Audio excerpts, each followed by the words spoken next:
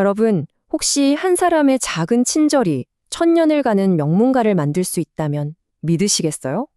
오늘은 바로 그런 이야기. 한국의 대표적인 가문 중 하나인 여산송 씨의 아주 특별하고 매혹적인 전설 속으로 한번 들어가 보려고 합니다. 우리 모두 이름이 있잖아요. 그 이름 하나하나에 다 이야기가 숨어 있다고들 하죠.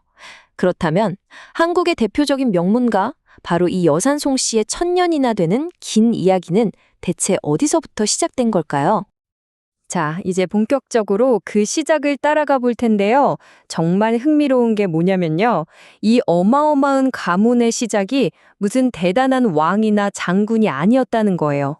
아주 평범한 한 사람의 마음, 그 깊은 연민에서 모든 게 시작됩니다. 이 가문을 시작한 시조, 바로 송유익이라는 분입니다. 원래는 고려시대의 진사라는, 그러니까 과거 시험에 합격한 엘리트였어요.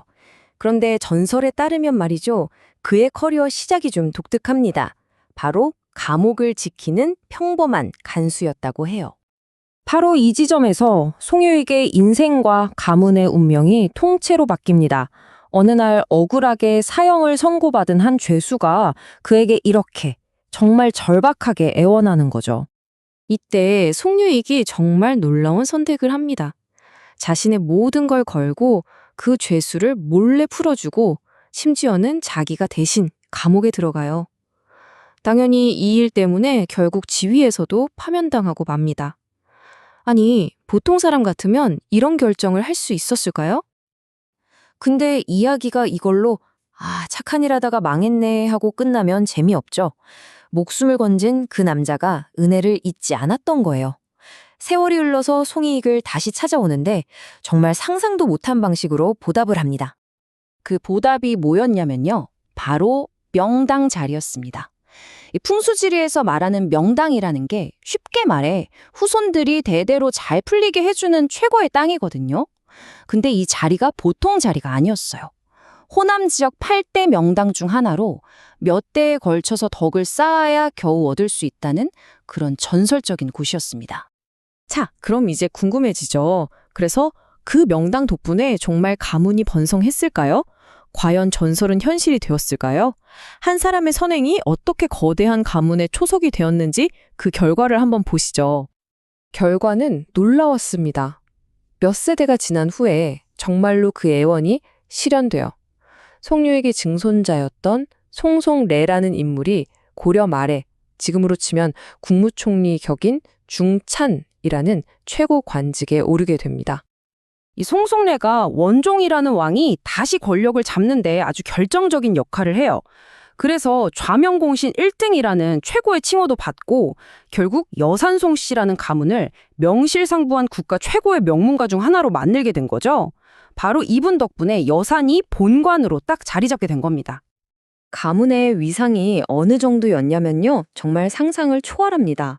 왕이 특별히 내려준 영예가 두 가지나 있는데 이건 한국 역사상 다른 어떤 가문도 받아본 적이 없는 그야말로 전무후무한 대우였어요. 이런 대단한 시작 이후에도 여산송 씨 가문은 수백 년 동안 계속해서 역사를 만드는 인물들을 배출해냅니다. 조선시대 최고의 자리인 영의정 송질, 임진왜란 때 나라를 위해 목숨을 바친 충절의 상징 송상현, 그리고 이순신 장군과 함께 싸운 영웅들, 또 글을 아주 잘 썼던 팔대 문장가 송익필, 심지어 일제강점기 독립운동가 송수만까지 정말 분야를 가리지 않고 역사의 중요한 순간마다 송유익의 후손들이 있었던 거죠.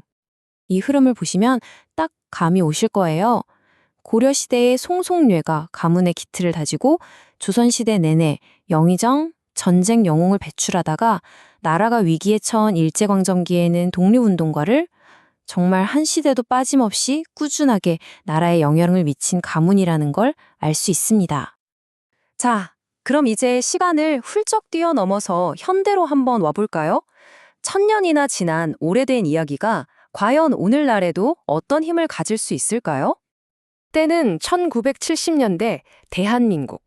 온 나라가 잘 살아보세를 외치며 빠르게 발전하던 바로 그 산업화 시대에 이 1000년 된 시조의 묘를 두고 정말 기가 막힌 사건이 하나 터집니다. 바로 국가 발전의 대동맥이 될 호남고속도로 건설 계획이 발표됐거든요. 그런데 문제가 뭐였냐면 하필이면 그 고속도로 노선이 1000년 전 그 명당 송유익 시조의 묘를 정확히 관통하게 설계된 겁니다. 그런데 여기서 정말 운명의 장난 같은 일이 벌어져요. 이 고속도로 건설 프로젝트의 책임자가 놀랍게도 바로 여산송 씨의 후손이었던 겁니다. 조상의 묘를 파헤치라는 명령을 자기 손으로 내려야 하는 상황에 처한 거죠. 그는 고민 끝에 차라리 내가 그만두겠다 하고 새직서를 내버립니다. 이 기가 막힌 사연이 당시 박정희 대통령의 귀에까지 들어가게 됩니다. 이야기를 들은 대통령이 크게 감동해서 직접 헬리콥터를 타고 그 묘역을 찾아가요. 그리고 그 자리에서 고속도로 노선을 틀어서라도 저 묘는 반드시 지켜라 하고 특별 지시를 내렸다고 합니다. 결국 1000년 전에 한 사람이 베푼 선행이 만들어낸 그 이야기가 1970년대 국가의 고속도로 계획까지 바꿔버린 셈이죠. 정말 대단하지 않나요? 이 모든 이야기를 듣고 나면 이런 생각이 들어요. 한 사람의 선한 마음, 다른 사람을 돕겠다는 그 작은 선택 하나가 대체 어디까지 뻗어나갈 수 있을까? 여산송 씨의 천년 이야기는 바로 그 질문에 대한 하나의 답이 아닐까 싶습니다. 1000년이 지나도 여전히 살아 숨쉬는 그 유산처럼. 과연 우리는 어떤 이야기를 남기게 될까요?